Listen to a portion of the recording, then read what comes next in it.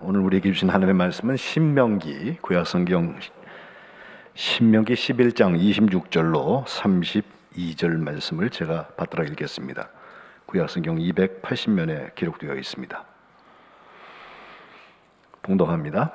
내가 오늘 복과 저주를 너희 앞에 두나니 너희가 만일 내가 오늘 너희에게 명하는 너희 하나님 여호와의 명령을 들으면 복이 될 것이요 너희가 만일 내가 오늘 너희에게 명령하는 도에서 돌이켜 떠나 너희의 하나님 여호와의 명령을 듣지 아니하고 본래 알지 못하던 다른 신들을 따르면 저주를 받으리라.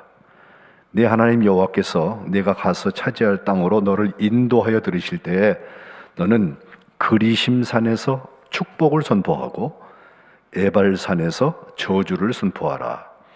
이 두 산은 요단강 저쪽 곧 해지는 쪽으로 가는 길 뒤 길갈 맞은편 모레 상수리 나무 곁에 아라바에 거주하는 가나안 족속의 땅에 있지 아니하냐. 너희가 요단을 건너 너희의 하나님 여호와께서 너희에게 주시는 땅에 들어가서 그 땅을 차지하려 하나니 반드시 그것을 차지하여 거기 거주할지라. 내가 오늘 너희 앞에 베푸는 모든 규례와 법도를 너희는 지켜 행할지니라. 아멘. 이는 하나님의 말씀입니다. 지난 주간에 입춘이 지나고 이제 금주에는 설 명절을 맞는 주간이 되었습니다.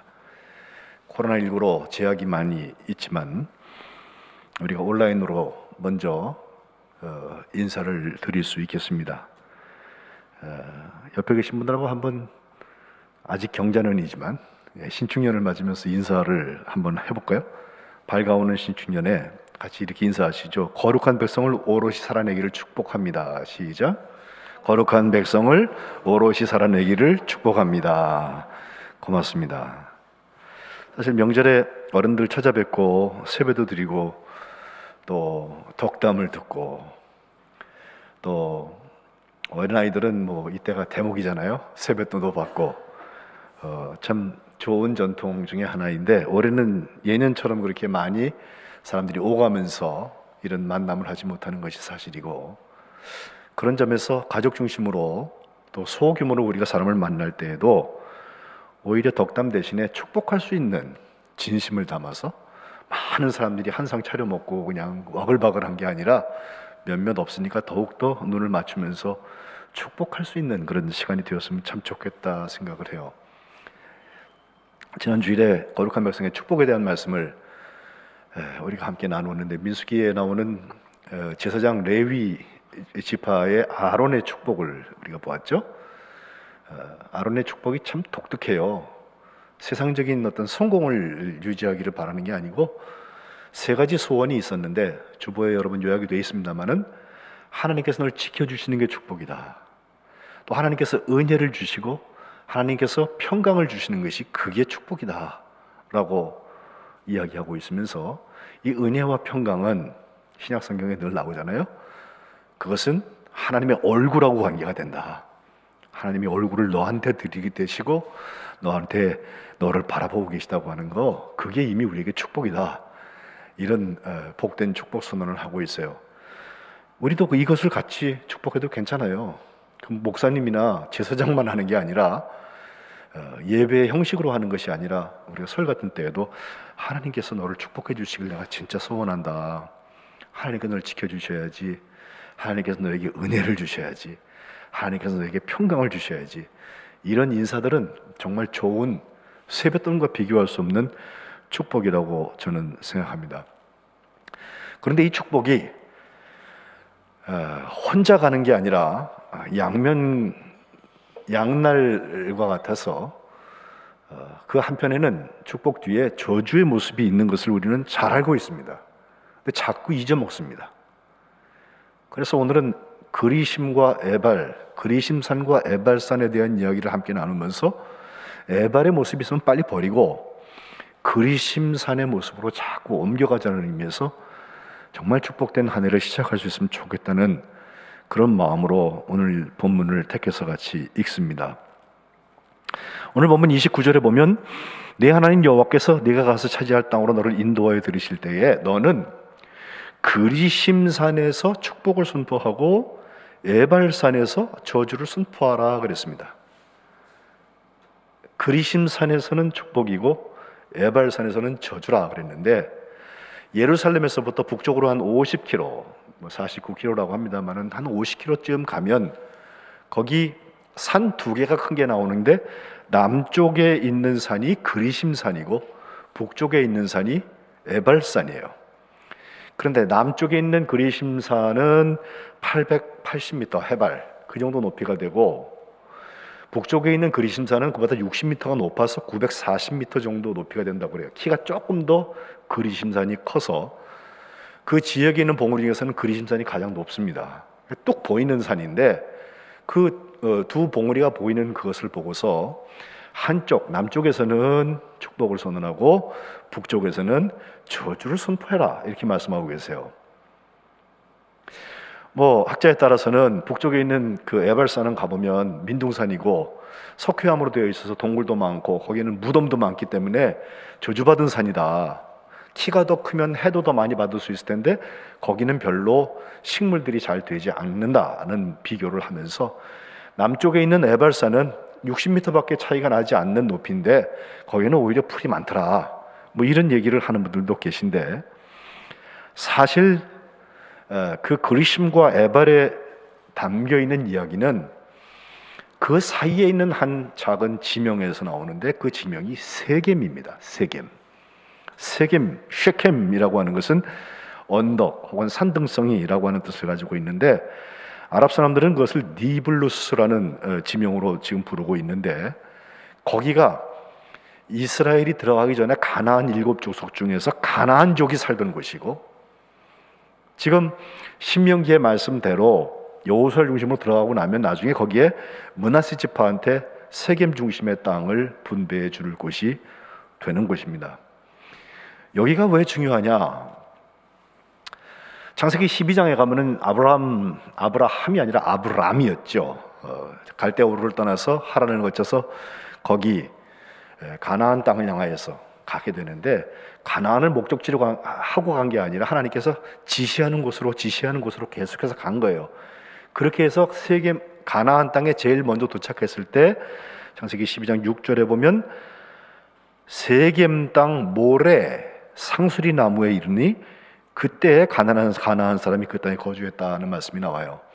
가나안 땅에 들어가서 가장 먼저 도착한 곳이 바로 이 세겜입니다.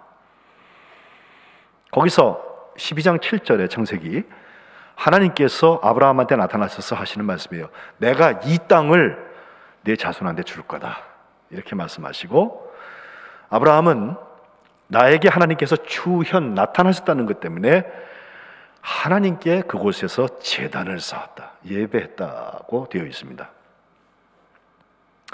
아브라함, 이삭, 야곱에게서도 마찬가지인데, 지난주에도 본 것처럼 야곱이 형의 칼날을 피해서 하란에 갔다가 다시 하란에서부터 돌아오게 되는 20년 후에 돌아오면서, 지난주에 제가 브니엘, 하나님의 얼굴에 대한 말씀을 드렸는데, 그게 창세기 32장인데요 33장에 가면 결국 에서하고 야곱이 화해한 다음에 같이 집으로 간 게 아니라 떨어져 나가요. 그때 야곱이 갔던 곳이 역시 세겜입니다.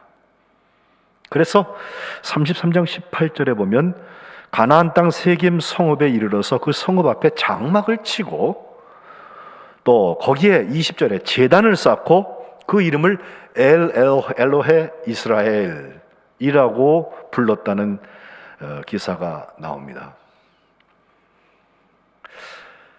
아브라함도 거기 가나안에 들어갈 때 제일 먼저 거기를, 또 그 손자가 되는 야곱도 도망갔다가 20년 만에 돌아올 때 가나안에서 제일 먼저 세겜에서 머물렀다고 하는 거, 이것은 유대인들한테 굉장히 중요한 전통이 됩니다. 물론 후에 거기에 도피성이 있다고 하는 말씀도 세겜 도시의 중요성으로 나오고, 무엇보다도 남북 왕국이 솔로몬 왕 이후에 나뉘어질 때 북쪽 이스라엘의 지파들은 르호보암을 왕으로 세우게 될 때 바로 세겜에서 시작을 하는 그런 아픈 역사도 물론 가지고 있지만, 이 아브라함과 야곱이 들어오면서 제일 먼저 거기에 모였고 거기서 하나님께 예배를 드렸다. 그 세겜이 굉장히 소중한 곳인데, 그 세겜 중심으로 북쪽에는 에발산이, 남쪽에는 그리심산이 있다는 거예요. 그러므로 그리심이라고 하는 축복과 에발이라고 하는 저주가 교차하는 곳, 그리심으로 갈래 아니면 에발로 갈래, 축복으로 갈래 아니면 저주로 갈래를 결정하고 선택해야 되는 곳이 바로 세겜입니다. 오늘 이것은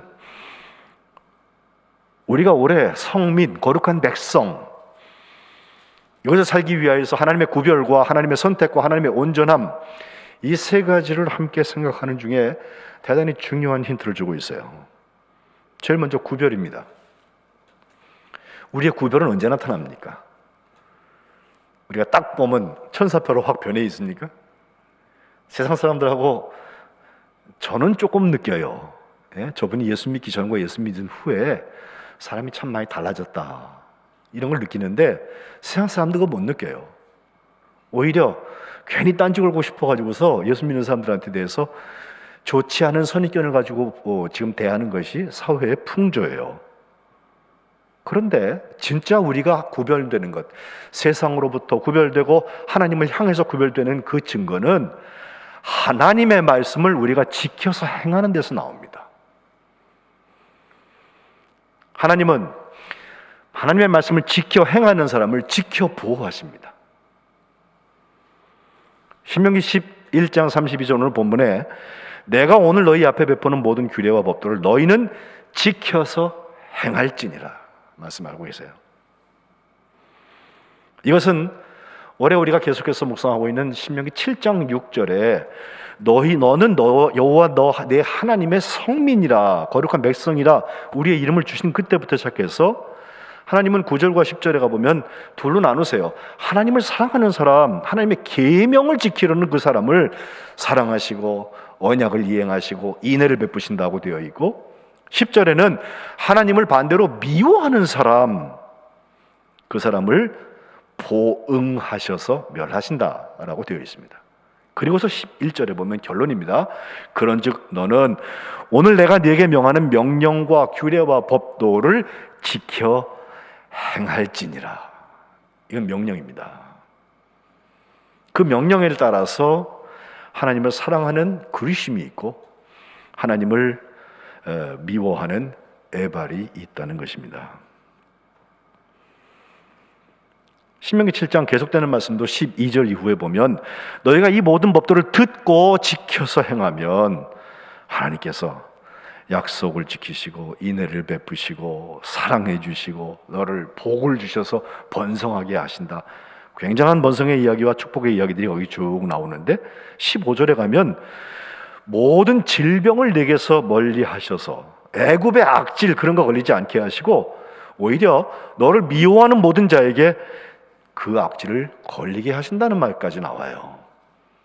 그러니까 우리의 생명과 우리의 건강이 하나님의 손에 있다고 하는 것은 우리가 정말 하나님의 말씀을 정직하게 듣고 지켜 행하려느냐, 청종하려는 마음이 있느냐, 하고 있느냐, 여기서 그리심과 에발을 구분하고 있다는 것입니다.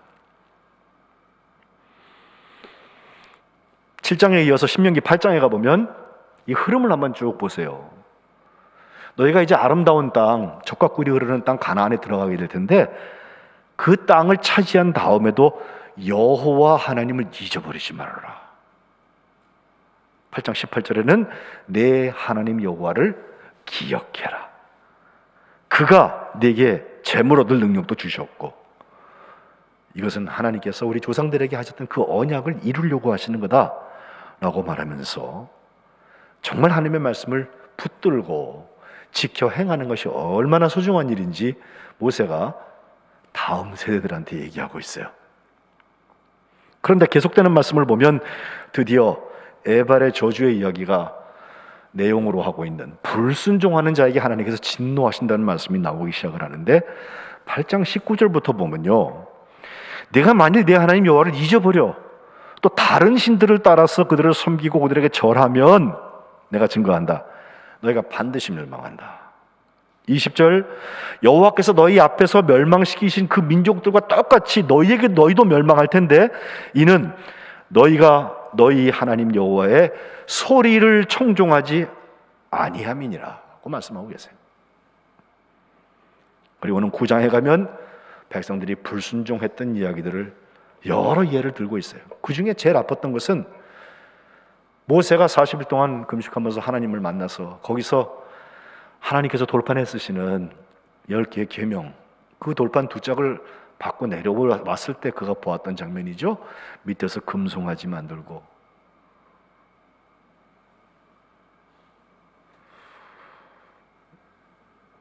또 민수기 11장에 나오는 다베라 사건이나 출애굽기 17장에 나오는 마사 사건, 그리고 기브롯 핫다와 사건, 이런 하나님 앞에 불평불만하면서 그 언어가 하나님의 말씀을 지켜 행하는 것이 아니라 하나님의 말씀을 불순종하려고 하는 모습이 있었던 것, 그것이 하나님을 경노하시게 했다. 9장 24절 내가 너희를 알던 날부터 너희가 항상 여호와를 거역해왔다. 하나님의 아픔은 여기에 있습니다. 겨우 그것을 구별해 놓았더니 구별하는 것이 지켜 행하려고 안 하고 반대로 가고 있을 때 얼마나 기가 막히시겠어요. 그래서 신명기 10장을 가면 결국 하나님께서는 다시 한번 돌판에 글을 쓰셔서 모세에게 주시는데 이제 두 번째 선택이라는 단어로 넘어갈 수 있어요. 여기 선택받은 선택이라고 제가 계속해서 말씀드리는 그것은 하나님께서는 만민 중에서 우리를 선택하시고 우리는 선택받은 자들은 우리가 선택할 것은 하나님을 경외하고 하나님을 섬기고 하나님의 말씀을 다시 지켜 행하는 일, 이것을 선택하는 것입니다. 그래서 하나님은 우리에게 신명기 10장 12절에 요구하시는 것이 있는데 하나님 여호와를 경외하라, 그의 모든 도를 행해라, 그를 사랑해라, 마음을 다하고 뜻을 다하여서 내 하나님 여호와를 섬겨라. 그리고 13절 내가 오늘 너의 행복을 위하여서 내게 명하는 여호와의 명령과 규례를 지킬 것 아니냐. 이게 하나님께서 요구하시는 것 아니겠냐라고 말씀하고 계십니다. 마음의 할례를 행해서 다시는 목을 곧게 하지 말라, 이런 말씀으로 10장 15절 16절 말씀하시는데 결국 이것이 하나님의 선택입니다. 그리고 우리들의 선택받은 선택입니다. 11장으로 넘어가면 결국 하나님께서 주리라고 맹세하신 땅에 대한 표현이 나오는데요. 여기 참 복되고 재미난 표현이 있어요. 11장 12절, 오늘 보면 조금 앞인데요. 거기 보면 하나님께서 돌보아주는 땅이라 하면서 연초부터 연말까지 내 하나님 여호와의 눈이 항상 그 위에 있다. 하나님 보고 계시다는 거예요. 지난주에 버전으로 하면 하나님의 얼굴이 향하고 계시고 빛을 비추고 계시다는 거예요. 그러니 이제 우리가 할 것은 선택입니다. 오늘 보면 26절에 내가 오늘 복과 저주를 너희 앞에 둔다. 27절 너희가 만일 내가 오늘 너희에게 명하는 너희 하나님의 여호와의 명령을 들으면 복이 될 것이고 그 명령하는 도에서 돌이켜 떠나서 너희 하나님 여호와의 명령을 듣지 아니하고 본래 알지도 못하던 그 다른 신을 따르면 저주를 받는다. 결론은 뭐예요? 그리심할래? 아니면 에발할래? 선택하라는 거예요. 모세는 신명기 27장에 가면 한 번 더 이 에발산에 가서 뭘 하라는 자세한 지침을 주고 있는데 그때 에발산에 돌을 하나 세워서 거기다가 글씨를 새겨서 율법을 다 새겨서 거기에 아예 돌을 세워놓으라는 거예요.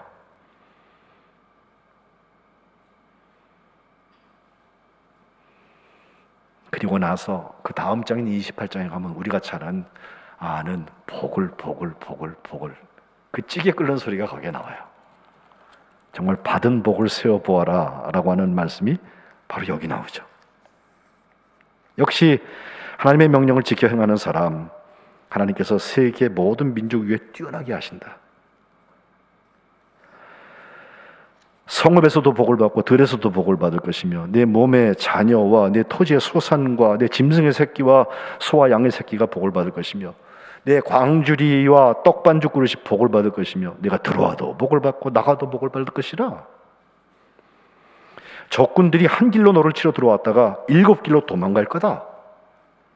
내 창고와 내 손으로 하는 모든 일에 복을 내리셔서 내 하나님 여호와께서 네게 주시는 땅에서 네게 복을 주실 것이며 여호와께서 네게 맹세하신 대로 너를 세워서 9절 자기의 성민이 되게 하시리니 이는 내가 내 하나님 여호와의 명령을 지켜서 그 길로 행할 것임이니라.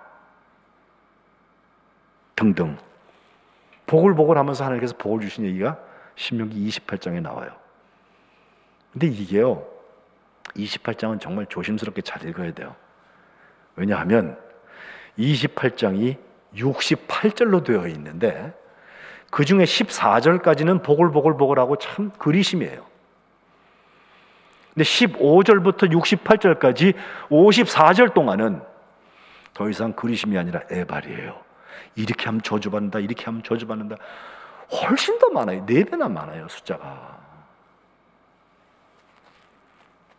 그 중에 21절에는 지금 우리가 팬데믹이라고 대유행을 앓고 있는 연병에 대한 얘기가 나와요. 연병을 히브리어로 데베르라고 하는데 이것은 동사 다바르에서 나오는데 다바르라는 말은 말한다는 거예요. 말이 파괴합니다. 똑같습니다. 전염병이 그렇게 퍼져나가요. 데베르라는 말은 성경 구약 성경에 전부 49번 나오는데 그 중에 에스겔과 예레미야에 집중적으로 반 이상이 나와서 예레미야가 훨씬 더 많이 나와요. 17번. 그다음에 에스겔, 지금 우리가 새벽기도 지난주부터 에스겔 들어가기 시작했는데 거기에 12번, 합해서 29번이나 연병 얘기가 에스겔, 예레미야 그 자리에 나오고 있어요. 그들의 삶의 자리가 나라가 망하고 포로로 끌려가 있는 상황이었던 것을 기억하면 하나님께서 그들을 향해서 얼마나 안타깝게 그리심과 에발 사이에서 선택하라고 말씀하고 계시는지 알 수 있습니다. 실제로 에발산에 가서 여호수아가 했던 일을 보면 여호수아 8장에서 그 기사가 나오는데 8장 30절에 여호수아가 하나님을 위해서 에발산에서 한 제단을 쌓습니다. 그 역시 거기 가가지고 예배를 드리게 되는데 모세가 이스라엘 자손에게 명령한 것, 또 모세의 율법책에 기록된 대로 새 돌로 만든 제단이 거기 만들어가지고 거기서 무리가 여호와께 번제물과 화목제를 그 위에 드렸다. 예배하는 것입니다. 그런데 그때 신명기 27장에 얘기한 것처럼 두 무리로 나누어서 6지파씩 양쪽 산에 세우게 되는데 하라고 그러니까 그대로 했어요. 당신이란 지파는 이리 가시오. 그러면 나는 왜 저쪽으로 안 갈까요? 이렇게 얘기하면 안 돼요. 그냥 가는 거예요. 그래 놓고 선포하는 것뿐이에요. 그 사람들이 그리심에 있다고 그래갖고 다 축복받는 것도 아니고 에발에 있다고 그래갖고 다 저주받는 건 아니에요. 다만 상징적으로 양쪽으로 갈라놓고 에발은 피하고 제발 그리심으로 가자, 그 얘기를 하고 싶어서 거기서 선택시키는 그런 장면을 연출을 하는데 이것이 바로 예배 자리에서 일어났다는 것입니다. 세 번째, 온전의 단계에 들어갑니다.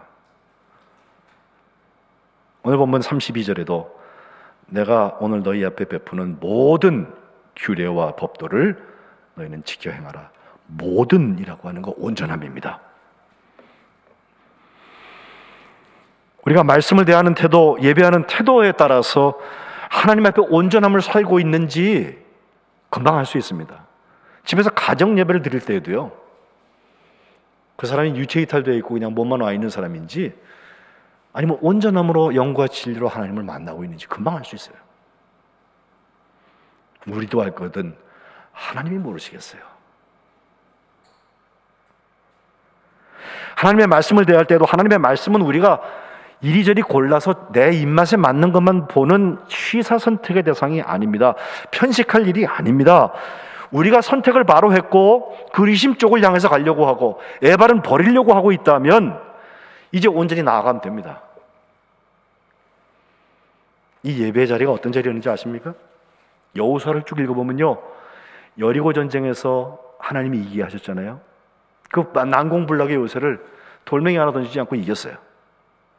근데 그 다음에 작은 성이에요. 서쪽으로 좀 더 가서 아이성이라는 성이 있는데 거기 뭐 주민이 12,000명밖에 안 되니까 그냥 우리가 한 3,000명 내보내면 우리가 이기고도 남을 거야 그래갖고 병사를 보냈는데 3,000명이 갔다가 36명은 죽고 완전 패배를 해요. 도대체 이게 어떤 일이냐 해서 하나님 앞에 물었더니 결국은 아간이라는 사람이 진멸하라는 것을 여리고에서 다 실행하지 않아서 지금 이와 같은 어려움을 당하고 있다는 것을 알게 돼서 그걸 다 처리하고 나서 다시 3만 명을 보내가고 그 12,000명을 다 진멸시켜요. 자, 아이성을 이긴 다음에 여호수아가 했던 것은 그 60만 명을 데리고 더 북쪽으로 올라가서 세겜, 거기 그리심과 에발산 사이에 세우는 거예요. 아이에서 어떻게 전쟁을 이겼나 보니까 매복을 해가지고요, 끌고 나와가지고 베델과 아이 사이에서 그들을 결국은 죽였는데, 지금 그 그리심과 에발산 사이 거기를 가보면 정말로 매복하기 딱 좋은 곳이에요. 게다가 군인이 가는 것도 아니고 60만 이 일반 백성들을 데리고 가면 거기는 남녀노소 다 있잖아요. 몰살하기 딱 좋은 곳입니다. 전략적으로는 하면 안 되는 일입니다. 위험한 곳입니다. 그럼에도 불구하고 그 세겜의 에발산까지 이동해서 거기서 하나님께 예배를 드리는 거예요. 이게 여호수아예요. 왜? 하나님이 그렇게 하라고 하셨으니까 온전히 해야지.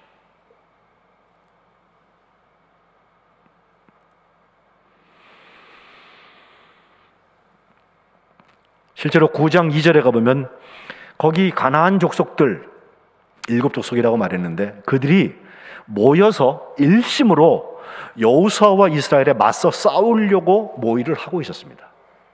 그럼에도 이 사람들을 데리고 가서 예배하는 거예요.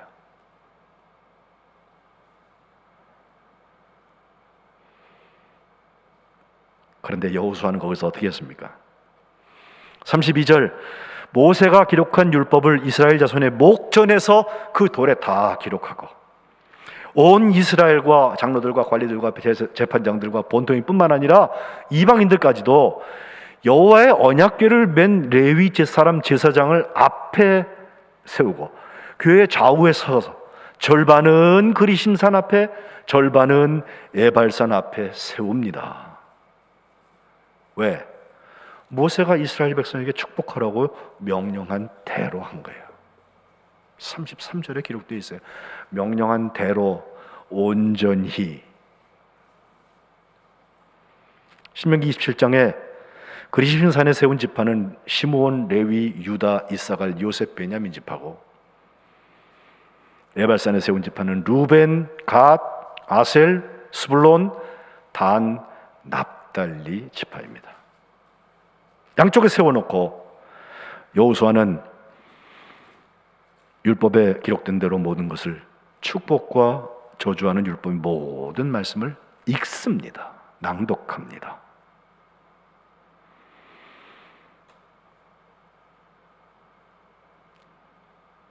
이렇게 가나안을 정복해 나가기 시작한 여호수아는 오늘 예배 시작에 우리가 묵상한 읽은 여호수아 24장의 말씀이죠. 그러므로 이제는 다 정복했으니, 다 지파 나눠줬으니 여호와를 경외하며 온전함과 진실함으로 여호와를 섬겨라. 다른 신들은 다 치워버리고, 에발 그건 다 치워버리고 여호와만 섬기라. 그리심입니다. 15절, 너희가 섬길 자를 오늘 택하라. 선택입니다. 오직 나와 내 집은 여호와를 섬기겠노라. 이것은 디모데전서 4장 5절에 하나님의 말씀과 기도로 거룩해진다고 하는 말에 좋은 예가 됩니다. 저는 우리 거룩한 백성이 신축년을 맞으면서 모두 다 에발의 모습, 그 저주의 모습은 다 벗어버리고 오로지 그리심, 하나님이 축복하시는 그 자를 향해서 진군한 역사가 있으시기를 주님의 이름으로 축복합니다. 랄프 존슨 브런치라는 분의 이야기를 하고 마치겠습니다. 그분이 1904년도 미국의 중북부죠, 미시간주의 그 디트로이트라는 그 자동차 공장이 많이 있는 한 도시에서 흑인으로 태어납니다. 그 아버지 프레드 브런치라는 분은 머리를 자르시는 이발사여서 그리 많이 돈을 버는 분이 아니었습니다. 어머니 올리브도 아마추어 음악가였어요. 그러니 가정 상태가 굉장히 어려운데 할머니가 한 분 계신데 나나예요. 그 할머니는 태어날 때 노예로 태어났던 할머니예요. 그리고 여동생 둘이 있고 이런 가정 구성을 가지고 있었는데 아버지 어머니의 건강이 좋지가 않아서 이 랄프가 10살 되었을 때 저 밑에 뉴멕시코주 좀 남쪽인데 거긴 좀 더 공기가 건조하고 또 따뜻하기 때문에 거기 가면 좀 건강이 좋아질까 싶어서 가족 전부가 이사를 가요. 그런데 이사 가서 2년 후에 아버지 어머니 모두 돌아가십니다. 12살에 아버지 어머니 없는 그런 아들이 됐어요. 근데 그 나나라는 할머니가 자기와 자기 여동생 둘을 데리고 로스앤젤레스, 우리 한국 사람들 많이 사는 곳이죠, 그리로 데리고 가서 거기서 생활을 시작하는데 어머니가 돌아가실 때 그 장면에 어머니가 하셨던 유언이 있어요. 아들 랄프의 손을 꼭 잡고 어머니가 돌아가시기 전에 하신 말씀, 랄프야, 내가 네게 물려줄 게 한 가지도 없구나. 그러나 엄마가 하는 말을 좀 잊지 말아다오. 내가 앞으로 살면서 아무리 괴로워도 믿음으로 살아야 돼. 그리고 괴로우면 엎드려 기도해라. 잊으면 안 돼. 어머니 이 말씀 남기고 먼저 가셨어요. 로스앤젤레스에서 랄프는 신문팔이도 하고 영화배우의 집에 무슨 가정일을 돌보는 잡일도 하고 카페트 공장의 인부부터 해서 안 해본 곳이 없을 만큼 그 어린 학생의 일을 하면서 학교를 다녔는데 정말 공부를 잘하고 미국에서 학교 다닐 때에는요 운동을 잘해야 돼요. 럭비, 야구, 농구 이런 농부에 아주 운동에 뛰어난 실력을 가지고 있어서 고등학교를 졸업한 다음에 UCLA 좋은 학교에 운동 장학금, 스포츠 장학금을 받고 입학을 해서 1927년에 최우등상 졸업을 하게 돼요. 그리고 나서 그는 동부의 하버드에 정치학을 공부하러 가서 거기서 석사하고 34년도에 박사학위를 받게 되는데 그 이후에 세계를 돌아다니면서 큰 일들을 감당하면서 결국 1950년 우리나라에 6.25가 나던 한국전쟁 그 해인데 노벨 평화상을 흑인으로서는 처음으로 받은 사람이 되었고 이 랄프 박사는 그로부터 18년 후에 1968년도에는 흑인으로서 처음 UN 사무총장을 했던 사람입니다. 하지만 돌이켜보면 인종차별이 엄연히 있고 가난의 속에서 정말 학교를 그만둬야 되는 위기가 수없이 있었지만 때마다 어머니가 하셨던 그 말씀, 아무리 괴로워도 믿음으로 살아라. 괴로우면 엎드려서 기도해라. 그 말씀 듣고 이와 같은 복된 삶을 살 수 있었습니다. 그날 회고담에서 그가 하는 말, 내가 그렇게 굴곡 많은 인생을 이겨낼 수 있었던 것은 어머니의 유언을 잊지 않았기 때문입니다 라고 말합니다. 저는 명절이 되면 자식들이 찾아올 텐데 우리 어르신들한테 내일 죽을 사람처럼 얘기하라는 얘기는 아니에요. 그러나 언제고 앞으로 10년이 되든 20년이 되든 후에 하나님 날 부르시면 그때 너희는 이렇게 살아라고 한마디 할 수 있어야 돼요. 그렇지 않는다면 우리에게 명절이 그저 먹고 즐기고 좋은 얘기만 하고 립 서비스하고 끝나는 거 아니에요? 아닙니다. 기도하는 마음으로 축복하고 이런 말들을 남기세요. 하나님 말씀 지켜 행하자. 오늘 우리가 그리심이냐 에발이냐 선택하자 말이에요. 한 번의 예배 속에도 온전함이 녹아있으면 좋겠다 하여서 다가오는 신축년에 하나님의 놀라운 축복의 역사가 우리 거룩한 백성들에게 있으시기를 주님의 이름으로 축복합니다. 기도하겠습니다. 하나님, 이제 곧 새해를 맞게 되는데 저희들에게 그리심과 에발 사이에서 선택할 수 있도록 저희를 불러주신 것 감사합니다. 구분하셨사오니 하나님의 말씀을 지켜 행하는 주의 자녀들 되게 하여 주옵소서. 주님이 선택하셨사오니 그 선택받은 선택을 가지고 하나님 기뻐하시는 자녀들을 살게 하여 주옵소서. 온전케 하시는 그 말씀의 순종의 자리에 서서 하나님의 영광을 보게 하여 주옵소서. 예수 그리스도의 이름으로 기도합니다. 아멘.